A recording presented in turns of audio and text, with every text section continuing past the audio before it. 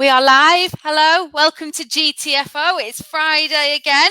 We've got a very special guest. It's just two of us today. Normally, there's four of us on this call. Oh, is there? Yeah, so there's normally Hannah, Dali, and I do it with a guest, but Hannah's on annual leave, and Dali's been called into another meeting, so it's just you and me. A nice intimate chat we'll have here, Liam. Love that. Yeah, so we're here today to talk about business networking, which is something that both you and I do. And it's something that a lot of businesses have got into recently. In fact, I was reading a stat. Here's the bit where I get my stats and figures out. 40% more businesses went networking over the course of the last year. And they are putting that down to the rise of online networking. So they're thinking because people don't have to actually get in the car and go anywhere, they've managed to fit it more around the day. So a lot more businesses have gone out and started networking. But as you and I know, networking is not just turning up and you know, 100%. What's that saying? If you turn up for coffee, all you're going to get is coffee. There's a lot more to it than that. So we're going to delve in today into top 5 tips on how to do business networking correctly. So first of all, Liam, what's your name? Where'd you come from? My name is Liam, and I come from Liam Francis Martin Mulligan, my full title. Wow, there we go. Thank you. And I hail from the greater metropolis of Burnley in Lancashire. Yes. And are you Burnley born and bred? Yes, born in the Edith Watson ward of Burnley General in 1983. Wow. There we go. Yeah, I know what you're saying. I looked 48, but yes, that's how I was born. And I've moved around a little bit, but I've always been in Lancashire, so I've never lived outside of Lancashire. I never really want to live outside of Lancashire. I'm not that I'm afraid of anything outside of the boundaries, but yeah, I like it here. It's where family are, friends are. Lead me to it. We are Lancashire through. I came to Lancashire when I was 5 or 6, but my mum is from Lancashire. My family is from Lancashire, so I am Lancashire through and through, I think. Anyway, enough about that. That's why we always rib Hannah, because she's defected over the border to Yorkshire, which is a heinous crime. Yeah. They haven't even got their own cheese, Liam. Anyway, don't get us started on that. Right. So, couple of things on the business networking front then. So, I was reading an article and it was saying that as many as 85% of jobs are filled through networking, which I think is fascinating. A lot of people go business networking thinking, I am going into this room to sell my business. And actually, it's way more than that, isn't it? Because, I mean, I've got a horse through business networking. I've made lifelong friends through business networking. Yes, I've grown my business as well. But there's so much more to it, isn't there? Why do you think, Liam, that every business needs to get out and do business networking?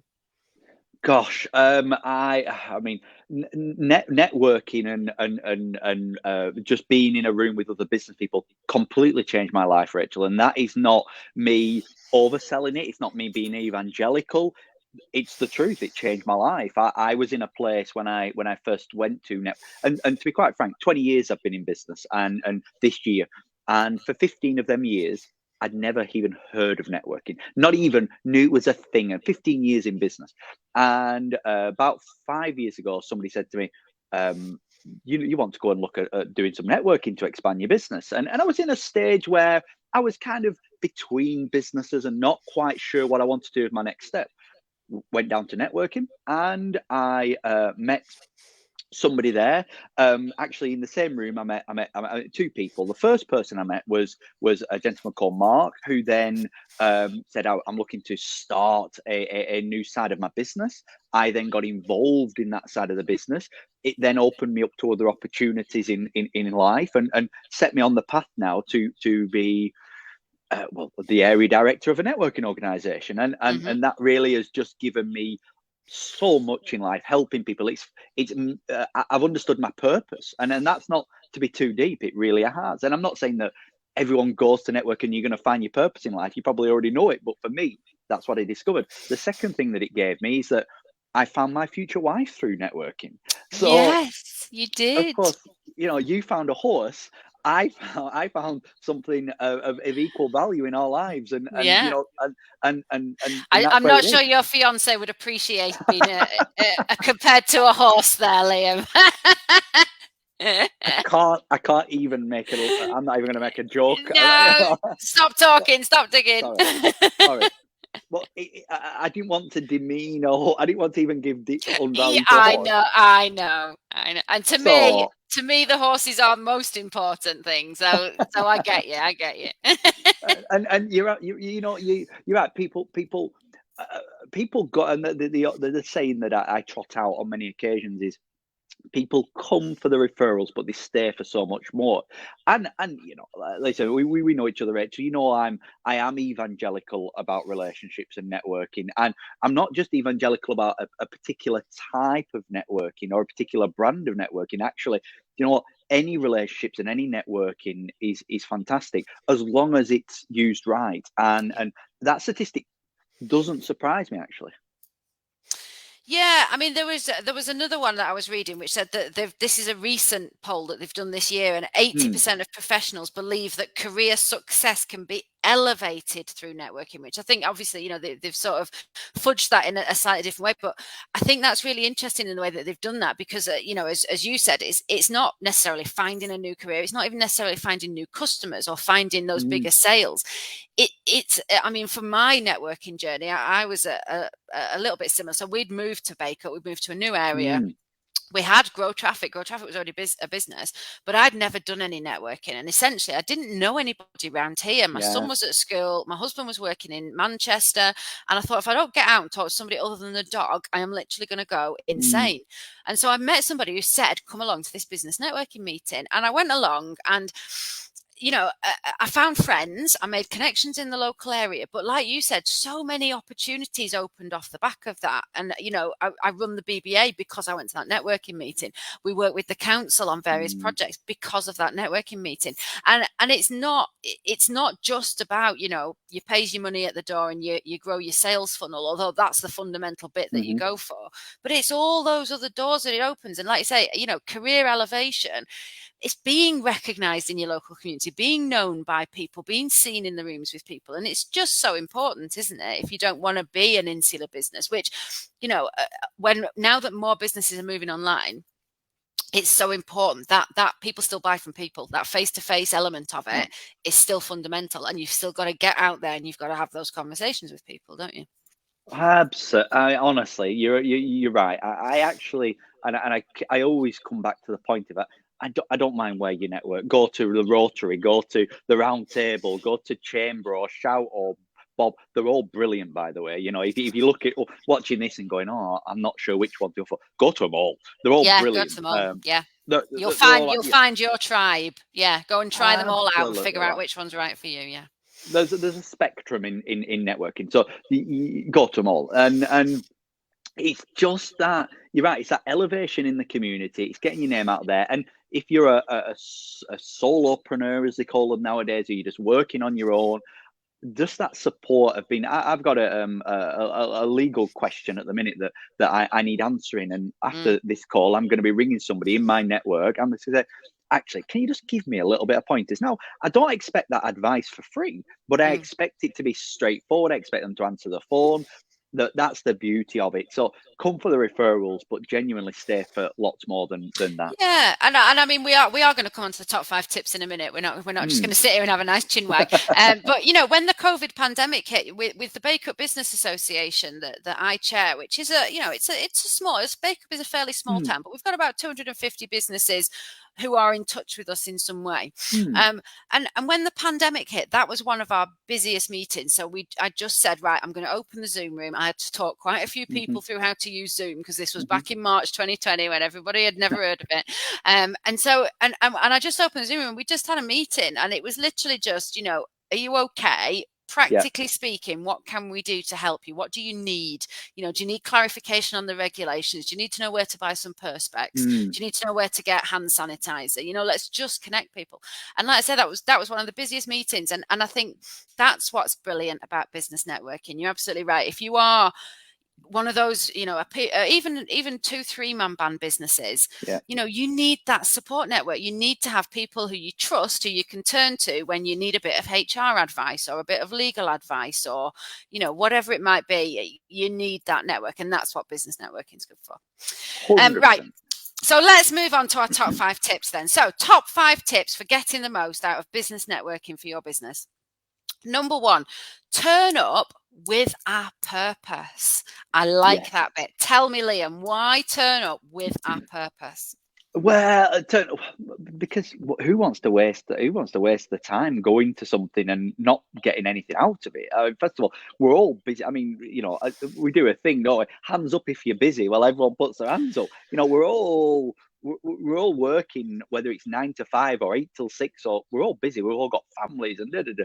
So why are you going to something without a purpose? I mean, you can enjoy it still by having a purpose. And somebody much wiser than me once told me, always go with the intention to a networking meeting of booking in 2 coffees with people, and then people, you may understand who they already are before you go to the meeting. You may have a delegates list, but always go with the purpose of, at the end of that meeting, however that meeting's structured, you have 2 coffees booked in with people, and it just means that you've had an action plan. You know your action plan before you go. And with that, there's sort of a follow on to that. I would never attend a networking meeting if I was going on holiday the week after. So if I was going on holiday the week after or the day after or whatever it may be, because you're booking them 2 coffees, you then can't follow them up for 2 weeks or 3 weeks. Always that purpose has to be, well, what am I doing the week after as well? So I would implore anyone to go to a meeting with an objective. Now that might be, my objective is 2 coffees. Your objective may be, well, actually, I want to achieve a referral or pass a referral, or I want to get the business card of somebody who I really, really want to speak to, and I know they know them, or whatever it may be. But always go with a purpose. Don't just turn up going, I'm not sure, or just turn up because it's in your calendar. Yeah, because you're too busy for that. Yeah, and you know what? I was having a conversation with somebody a few months ago, and they said, I said, "Oh, do you want to come down to?" They said, "No, the breakfast is shit there." And I was like, "Okay, if you go into a networking meeting based on the food, I mean, we're really lucky. Our BNI networking meeting that we go to, when we have it in person, it's held at Tiggy's, so we are absolutely spoilt rotten there, aren't we? Because that pizza and pasta is amazing. But yeah, of course, some of the places they've got a shit bacon butty. But if you're going for the bacon butty, you need to sort your priorities out. Like you say, that's 2-3 hours out of your day that actually you could have been much more productive just answering emails and gone to bloody Costa and bought yourself a bacon butty. 100%. So yeah, it's about getting those priorities right and understanding what you want out of it. And one of the things that I think Hannah and I did, we haven't done it this year, but we always did it the few years before, was each year we sit down and we say, okay, how much money have we put into business networking? So that is in terms of your membership fees, petrol to get there, expenses and stuff. And then which clients have we got out of them? And just by working it out from that, we could see year on year the sort of growth. So, year one, I think it was for every pound we put in, we got £4 back or something.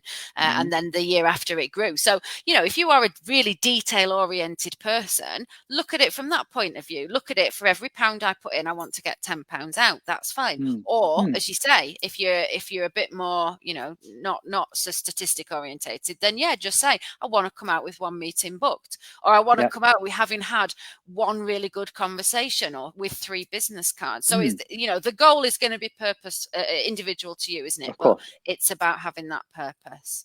Yeah. Good. Yeah, you're right. I like that one. Good. Thank you. Right. So top 5 tips. Number 1, turn up with purpose. Number 2, be specific. Well, I mean, it's not as obvious as maybe you think, or one may think.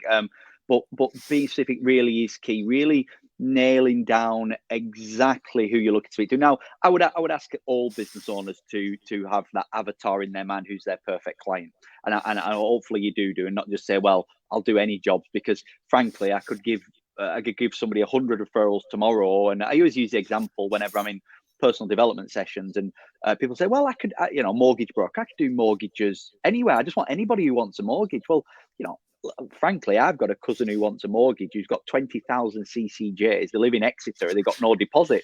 Is that a good referral for you? Not really, but you said you wanted any mortgages. So really nailing down who you really want to speak to. And I'm not sometimes I believe that business people get it confused with them saying, well, I only can do these sorts of projects or deals or whatever it may be.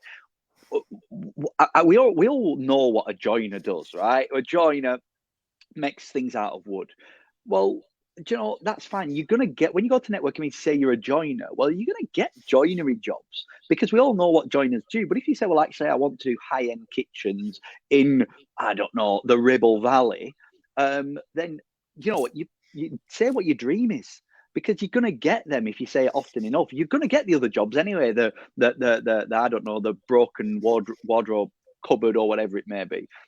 Tell us who you really want to speak to. And it comes down to as well, you know, people may say, well, I'm business consumer and perhaps I can't be as specific, but you really can give us an avatar of who you want to speak to. And it might be that just that stereotypical, well, they've got to have a gravel drive with a Range Rover on it. They've got to have 2 kids at university, etc., etc. Rather than just saying, actually, I want to speak to anybody who wants to maybe sell the house. Well, frankly, I don't know that, but I do know someone with a gravel drive and a Range Rover and Yeah. So being specific really, really does matter. And the most successful networkers are people who really educate us to who they want to be speaking to. Yeah, and I mean, I think that's a really good point, isn't it? When you say, because I mean, for our business, for example, we can work with anybody. Absolutely, we can work with anybody. But when you say to somebody, I want to talk to anybody, their mind goes blank. They can't think. Whereas if you say to somebody, I want to speak to, you know, my specific this morning was musicians or, you know, recording studios, people like that, because I've worked with a couple of those. I've got some case studies. So it's just about, and then suddenly somebody might go, oh God, yeah, I do know her. I know somebody who's got a studio, or I know somebody who's a musician. And it just triggers that. And absolutely, I might not be right for them. It might not be the right time to have that conversation, but at least you've triggered that thought in somebody's head. Absolutely. And I remember, you know, there's been several occasions over the years when I've been in a room with people for 2-3 years, and then I've done the 10-minute presentation, which has maybe had a case study in it, and they've gone, oh, I know a company that would do that or would want that or would, you know, and you're like, well, you've known what I've done for 3 years. But again, people don't, do they? They don't take it in all the time, and they can't. When you've got 20 odd people in a room, you can't remember what everybody does. So it's just about helping out the other people in the room. This is what I do in layman's terms. These are who I'm looking for. And if it genuinely is everybody, then each week or each time you go to that networking meeting, just pick out a different profession or a different type of company, an example or whatever, so that you can always have that list of ones to go to. Yeah, 100%. I just on that, and leaning close, I'll tell you a secret. Networkers are lazy people. Networkers are lazy people. We've all got a lot going on in our lives. Make it as easy as possible for them to do the least amount of work possible for them to get you that referral. Because genuinely, they're lazy people. And not saying they just want help more. So make it easy for them. Well, it's a fundamental thing there, Liam, that you've hit upon. You know, they are just in the same position that you are. You know, I'm busy. I want to go to that room and I want to explain to that room what I do and I want them to help me. But in the same way that I want that back. And you know, yeah, I'm not going to say, if someone goes, I can do a will for everybody, you're like, well, I know loads of people.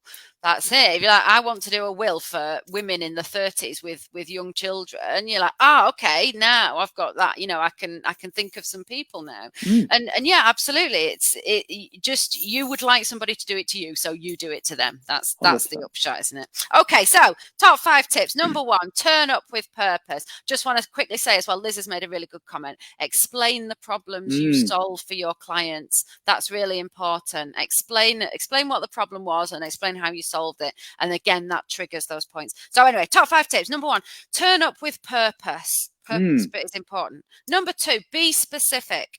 Number 3, give. We kind of just started touching on this, didn't we? We've just started talking about it. So go on. Why give? Give. I mean, I don't like to owe anybody anything. Whether it's a favor or money or whatever it may be. But when somebody passes me a referral, at some stage, a sense of guilt in some ways, probably not the right word, is going to come up, and I'm going to think, I really need to do something for that person because there's only so many times you can thank people with a gift voucher or a bottle of wine or, you know, whatever it may be. I'd really like to give them something that will benefit them as well. Someone passed me a really good referral, actually, a couple of weeks ago. A sensational referral, a closed deal. I mean, I picked the phone up and they were almost buying off me with straight away. and that's an awesome referral. I'm thinking, well, how can I help that person? Well, I've already taken them out for lunch. I've already done all of this stuff. I need to give them something now. That's as a reactive give.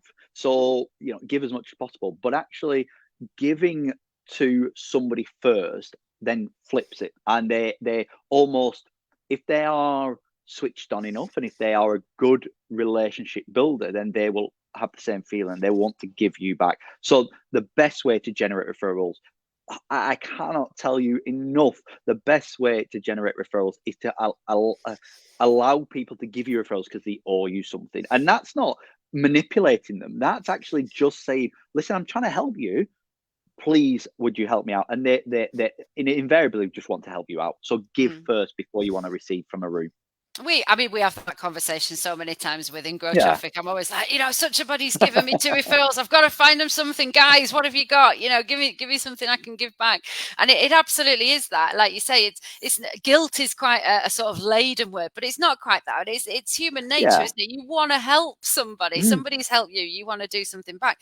I think the other thing as well that does, just by doing that process of, and what you find with networking groups is often you will start off by giving them something that you need. So, for example, an electrician, you're like, right, that plug socket, I need sorting. Please come and fix my plug socket. And then once you've done that, then you can start to refer out, and you will do. And that's because then you've used their services. If it's a service led business, you've started to work with them. You've had emails, past emails, you've perhaps had a Zoom call, you've perhaps met for a coffee, you've had a conversation, you've passed over your referral, you've done that. And that in itself builds that relationship and builds that rapport. So again, because like we said before, people buy from people. You will only start, people in the room will only start to use you once they know, like, and trust you. And the only way you're going to build that is by actually working with each other and using it. So, if all you've got is a tiny thing that you need, if you need your will doing, or you need a contract writing yourself, then just do that first, set it all in motion, and then you can start to understand each other, know each other, refer better, and build up from there, can't you?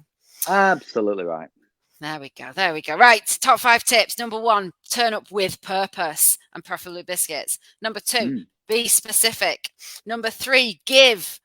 Number 4, hold yourself accountable. Go on. Why, Liam? Well, I suppose being in business for say 20 odd years, I've always either led a team or been on my own.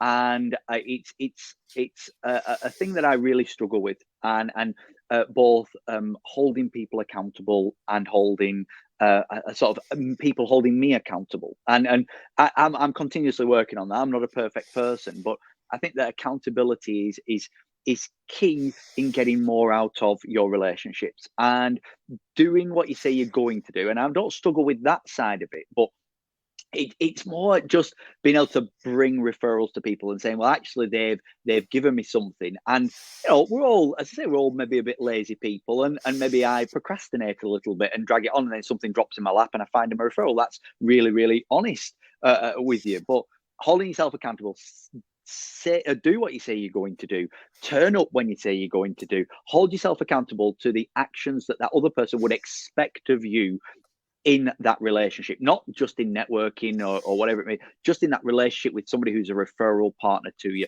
Hold yourself accountable, and as I say, do the things that you say you're going to do. I mean, how do you reflect on accountability? Maybe to turn the question, because I always struggle with it.